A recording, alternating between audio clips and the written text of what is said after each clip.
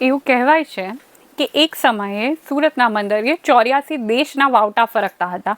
એટલે કે 84 દેશો સાથે સુરતની વેપારી પ્રવૃત્તિઓ ધમધમતી હતી. આજનું ટેક્સટાઇલ હબ ગણાતું સુરત એ તે સમયે દુનિયાભરના પોશાકો ત્યાં ખરીદા અને વેચાતા હતા.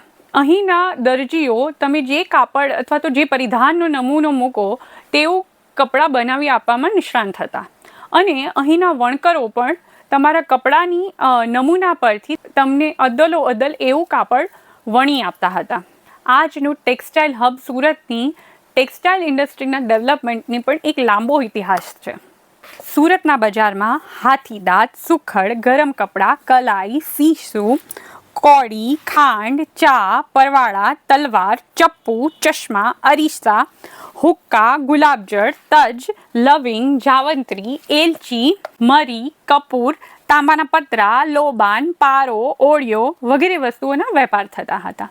અને કાપડની વાત કરીએ તો રેશમી, અતલસ, કિનખાબ, ટાફેટા, બોસ્કી, સાટિન, ગજી સિલ્ક, જરી વગેરે સુરતના બજારોમાં વેચાતા હતા.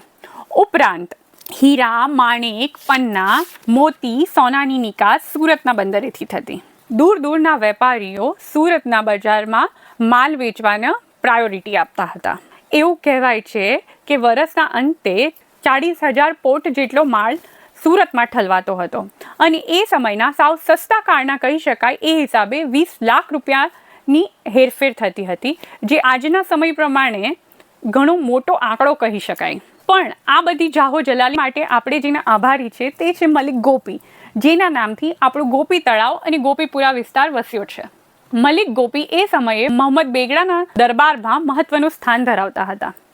તેમને કારણે તેમણે પોર્ટુગીઝોને સુરતમાં વ્યાપાર કરવાનો પરવાનો અપાવ્યો.